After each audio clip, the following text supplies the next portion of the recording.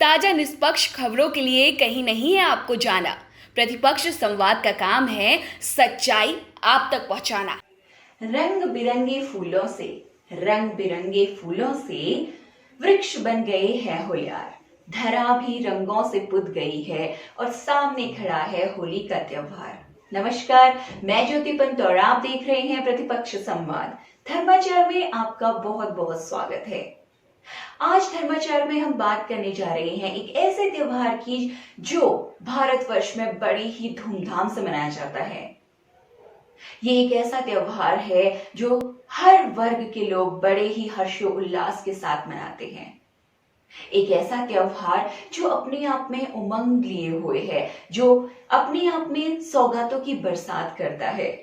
यह हमें बताता है कि कैसे रंगों का हमारे जीवन में महत्व है। हर एक रंग हमारे जीवन की महत्वता को दर्शाता है। तो आज के स्पेशल रिपोर्ट में हम बात करने जा रहे हैं रंगों के इस अनूठे त्योहार की। तो आइए देखते हैं हमारी ये स्पेशल रिपोर्ट। होली रंगों तथा खुशियों का त्योहार है। यह भारत का एक प्रमुख और प्रसिद्ध त्योहार है जो आज विश्व भर में मनाया जाने लगा है।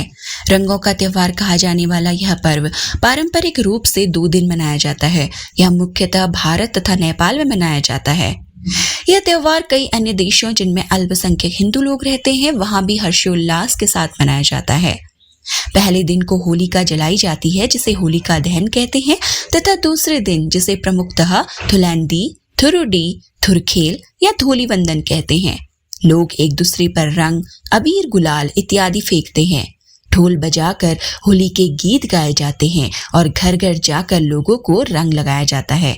ऐसा माना जाता है कि होली के दिन लोग पुरानी कटुता को भूलकर गले मिलते हैं और फिर से दोस्त बन जाते हैं। एक दूसरे को रंगने और गाने बजाने का दौर दोपहर तक चलता है। इसके बाद स्नान करके विश्राम करने के बाद नए कपड़े पहनकर शाम को लोग एक दूसरे से मिलने जाते हैं तथा मिठाइयाँ खिलाते हैं। राग रंग का यह लोकप्रिय पर्व वसंत का संदेशवाहक भी है। राग अर्थात संगीत और रंग इसके मुख्य अंग हैं और इनको उत्कर्ष तक पहुंचाने वाली प्रकृति भी इस समय रंग बिरंगे यौवन के साथ अपनी चरम अवस्था पर होती है। फाल्गुन माह में मनाए जाने के कारण इसे फाल्गुनी भी कहते हैं। होली का त्योहार वसंत पंचमी से ही आरंभ हो जाता है। उसी दिन पहली बार गुलाल उड़ाया जाता है। खेतों में सरसों खिल उठती है और बाग बगीचों में फूलों की आकर्षक छटा छा जाती है।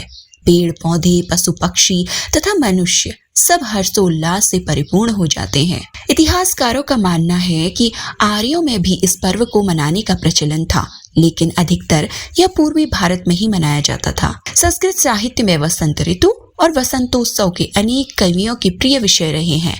सुप्रसिद्ध मुस्लिम पर्यटक अल-बरूनी ने भी अपनी ऐतिहासिक यात्रा संस्मरण में होलिकोत्सव का वर्णन किया है। भारत के अनेक मुस्लिम कवियों ने अपनी रचनाओं में इस बात का उल्लेख किया है कि होलिकोत्सव केवल हिंदू ही नहीं मुसलमान भी मनाते हैं। सबसे प्रामाणिक इतिहास की तस्वीरें हैं मुगल काल की और इस काल में होली के किस्से उत्सुकता जगाने वाले हैं। अकबर का जोधाबाई के साथ तथा जहांगीर का नूरजहां के साथ होली खेलने का वर्णन मिलता है।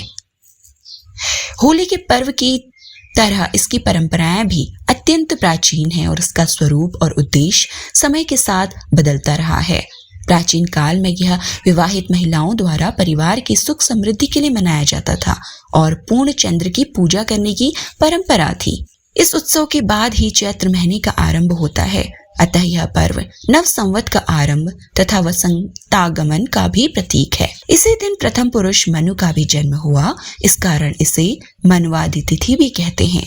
रतन सिंह किस्मोलिया ने अपने शब्दों में आप सभी को होली की मुबारकबाद दी है। वो कहते हैं, रंग बिरंगे फूलों के वस्त्र पहने वृक्ष सारे बन गए हैं होलियार। धरा भी रंगों से पुत गई है, द्वार पर खड़ा होली का त्योहार। जो नर नार जीवे खेले फाग, बस बड़े दिलों में प्यार दुलार। आप सभी को तहे दिल से मुबारक हो होली का त्योहार। धर्माचार में आज के लिए बस इतना ही। अगले हफ्ते फिर हाजिर होंगे एक नए सांस्कृतिक उत्सव या फिर एक नए त्योहार के साथ। तब तक के लिए मुझे इजाजत दीजिए। धन्यवाद।